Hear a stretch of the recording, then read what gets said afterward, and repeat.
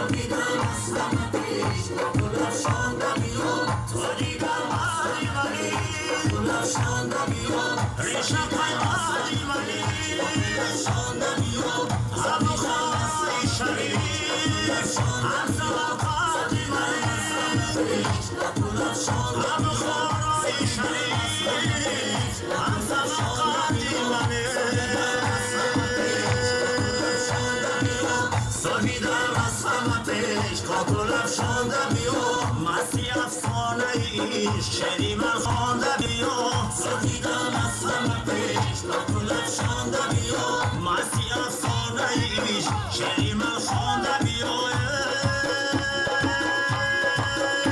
سبزیده نگار دارم به تو کار سبزیده نگار دارم به تو کار بر هر میگهد دل عاشقی زار سبزیده نگار دارم به تو کار پیشاکی تو را گیرم به کنار سبزیده نگار دارم به تو کار از دیدم را من یار تو یار سبزیده نگار دارم به تو کار دور از مغرب همیشه جا خستم الا سبزیده نگار بیش از ستگی چنان بیش کستم الا سبزیده نگار